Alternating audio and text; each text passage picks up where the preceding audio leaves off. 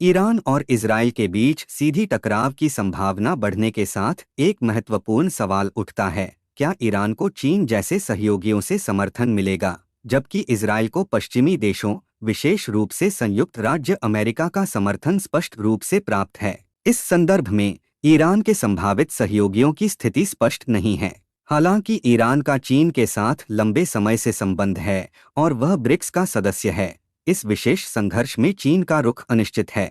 इस वीडियो में हम ईरान चीन संबंधों की गतिशीलता का विश्लेषण करेंगे और इस बढ़ते संघर्ष में चीन की संभावित भूमिका का आकलन करेंगे। ईरान और चीन के बीच का संबंध ऐतिहासिक रूप से गहरा रहा है और समय के साथ इसमें काफी बदलाव आया है।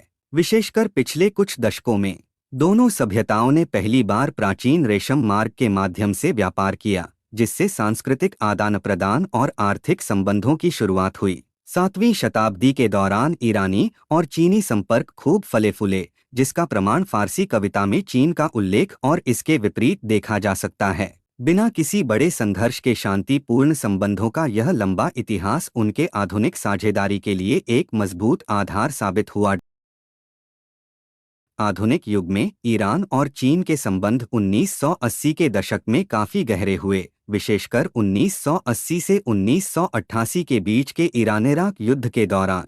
इस समय चीन ने ईरान को हथियार और सैन्य उपकरण प्रदान किए, जिससे ईरान के अंतर्राष्ट्रीय अलगाव का फायदा उठाकर वर्तमान रणनीतिक संबंधों की नींव रखी गई। यह समय उनके व्यावहारिक सहयोग की शुरुआत का प्रतीक है, जो पिछले 4 दशकों में धीरे धीरे विकसित हुआ है। हाल के वर्षों में यह संबंध एक व्यापक रणनीतिक साझेदारी में बदल गया है, जिसे आधिकारिक तौर पर चीनी राष्ट्रपति शी जिनपिंग की 2016 में ईरान यात्रा के दौरान औपचारिक रूप दिया गया। इस यात्रा के परिणामस्वरूप 2021 में 25 साल के सहयोग समझौते पर हस्ताक्षर किए गए, जो आर्थिक, राजनीतिक और सैन्य पहलुओं को कवर करता है। यह साझेदारी दोनों देशों के लिए बेहद महत्वपूर्ण है। चीन के लिए ईरान एक महत्वपूर्ण ऊर्जा आपूर्तिकर्ता और उसके belt and road initiative (BRI) में एक प्रमुख केंद्र के रूप में कार्य करता है, जबकि ईरान के लिए चीन आर्थिक समर्थन प्रदान करता है और पश्चिमी प्रतिबंधों को दरकिनार करने का एक तरीका है। चीन और ईरान के संबंध एक बड़े रणनीतिक मुद्दे को उजागर करते हैं। बीजिंग के नेता वैश्विक मामलों में ईरान के रुख से सहानुभूति रखते हैं। ईरान को शंघाई सहयोग संगठन (SCO) की पूर्ण सदस्यता दी गई है, जो चीन और रूस द्वारा संचालित एक समूह है जो यूरेशिया में सुरक्षा और आर्थिक मुद्दों पर केंद्रित है। इसके अलावा जनवरी में ईरान को ब्रिक्स समूह में शामिल किया गया, जो चीन और रूस द्वारा पश्चिमी प्रभाव का मुकाबला करने के लिए बढ़ावा दिया जा रहा है। ईरान के तेल पर चीन की निर्भरता दोनों देशों के आर्थिक संबंधों में महत्वपूर्ण भूमिका निभाती है, खासकर जब दोनों अमेरिकी प्रतिबंधों को दरकिनार करने की कोशिश करते हैं। 2023 में चीन ने औसतन 1.1 मिलियन बैरल प्रति दिन ईरानी कच्चे तेल का आयात किया, जो उसके कुल कच्चे तेल के आयात का लगभग 10% था। यह ईरानी तेल आयात में पिछले वर्ष की तुलना में 70% की महत्वपूर्ण वृद्धि थी, जो मुख्य रूप से ईरान द्वारा खरीदारों को आकर्षित करने के लिए दी जाने वाली छूट के कारण थी, क्योंकि वह प्रतिबंधों के दबाव में था।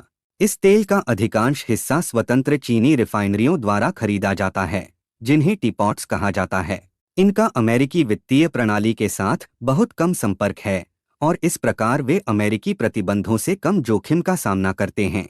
इन रिफाइनरियों ने ईरान के भारी छूट वाले तेल की कीमतों का फायदा उठाया।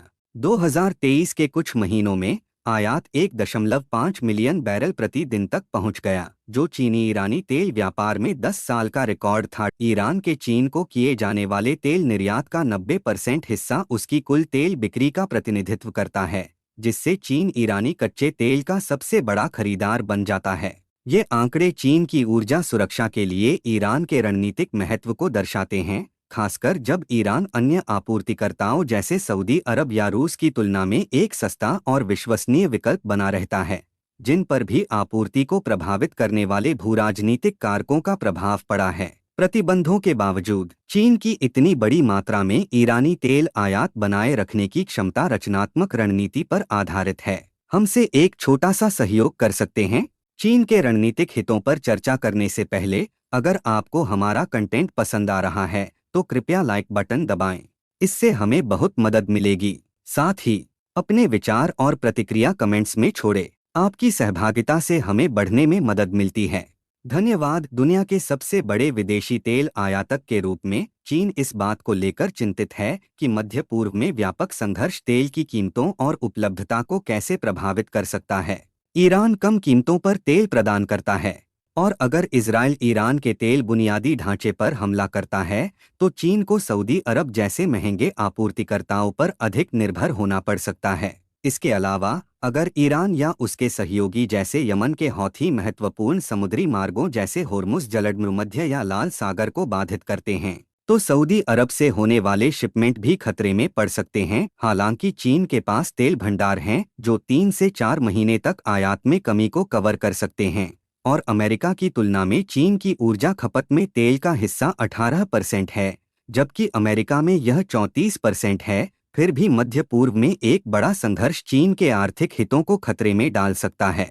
चीन ने क्षेत्र के विभिन्न देशों, विशेष रूप से सऊदी अरब और संयुक्त अरब अमीरात में ऊर्जा और बुनियादी ढांचे की परियोजनाओं में भारी निवेश किया है। साथ ही चीन ने इजराइल में भी निवेश किया है। हालांकि चीन फिलिस्तीनी मुद्दे का समर्थन करता है, वह मध्य पूर्व में अमेरिकी प्रभाव में गिरावट को एक अवसर के रूप में देखता है। इसने न केवल ईरान के साथ बल्कि उसके प्रतिद्वंद्वियों जैसे सऊदी अरब के साथ भी संबंधों को बढ़ावा दिया है।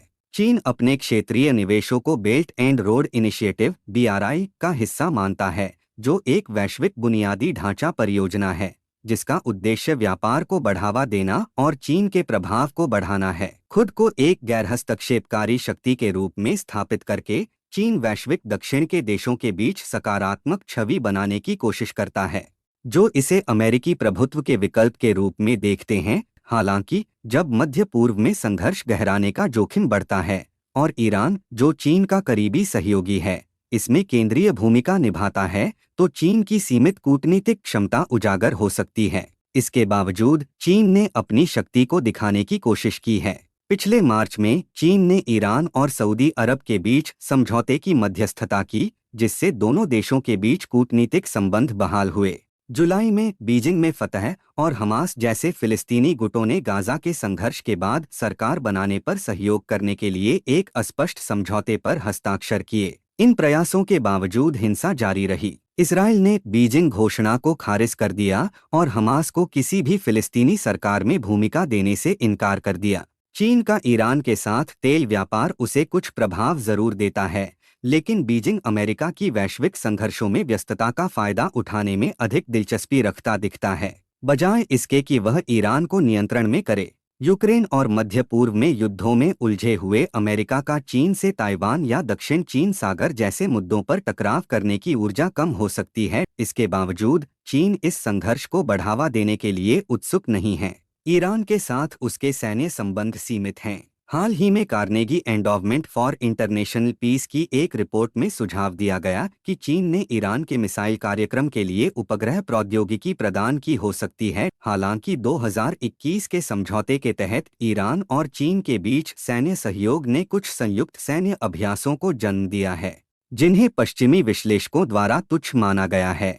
इसके अलावा ज्यादा कुछ नहीं हुआ। 25 सालों में ईरान में $400 बिलियन के चीनी निवेश की बात तो की गई थी, लेकिन बीजिंग भारी निवेश करने में संकोच करता दिख रहा है। इसके विपरीत चीन अपने संबंधों में रूस और उत्तर कोरिया को अधिक रणनीतिक महत्व देता है, क्योंकि ये दोनों देश चीन की सीमाओं से सटे हैं और अमेरिकी प्रभाव के खिलाफ एक बफर के रूप में कार्य करते हैं। हालांकि चीन इन देशों के साथ भी सावधानीपूर्वक दृष्टिकोण अपनाता है। वह रूस के रक्षा क्षेत्र का समर्थन करता है, लेकिन यूक्रेन युद्ध के लिए हथियार उपलब्ध कराने से बचता है। साथ ही चीन रूस द्वारा परमाणु हथियारों के इस्तेमाल की धमकियों का भी विरोध करता है। उत्तर कोरिया के संबंध में हालांकि चीन ने उसे परमाणु हथियार हासिल करने से नहीं रोका। उसने इस कदम पर असंतोष जताया है और संभवतः जून में रूस और उत्तर कोरिया के बीच हुए रक्षा समझौते को भी अप्रसन्नता से देखता है। जैसे जैसे मध्य पूर्व में हिंसा बढ़ रही है, चीन संभवतः स्थिति के और बिगड़ने को नहीं देखना चाहेगा। अक्टूबर की शुरुआत में ईरान ने इजराइल पर मिसाइल दागे, जबकि इजराइल लगातार गाजा और लेबनान में ईरान समर्थित समूहों को निशाना बना रहा है। यह अस्थिरता चीन के लिए चिंता का विषय है। जो अक्ष ऑफ अपहेवल या क्वार्टेट ऑफ कैओस नामक समूह का सबसे शक्तिशाली सदस्य है, जिसमें ईरान, उत्तर कोरिया और रूस शामिल हैं। ये सभी देश अमेरिकी वैश्विक व्यवस्था के प्रति विरोध साझा करते हैं और अक्सर सुरक्षा मुद्दों पर गुप्त रूप से सहयोग करते हैं। ताइवान के आसपास अपनी सैन्य स्थिति के बावजूद चीन का संघर्ष में शामिल होने का सीमित इरादा है। चीन अपने सहयोगियों को अमेरिकी प्रभाव को चुनौती देने के लिए उपयोगी मानता है, लेकिन वह दूसरों की तरह जोखिम लेने से बचता है। मध्य पूर्व में चीन का जटिल क्षेत्रीय संघर्षों में फंसने का कोई इरादा नहीं है, खासकर अगर ईरान और इजराइल के बीच पूर्ण पैमाने पर टकराव होता है। चीन संभवतः किनारे पर बने रहने की संभावना रखता है, उम्मीद करता है कि इस अराजकता से उसके हित प्रभावित नहीं होंगे। वीडियो देखने के लिए धन्यवाद। अगर आपको हमारा कंटेंट पसंद आया या इससे आपको प्रेरणा मिली तो कृपया इसे लाइक करने और सब्सक्राइब करने पर विचार करें ताकि आप हमारी कम्युनिटी से जुड़े रहें। आपके समर्थन का हमारे लिए बहुत महत्व है।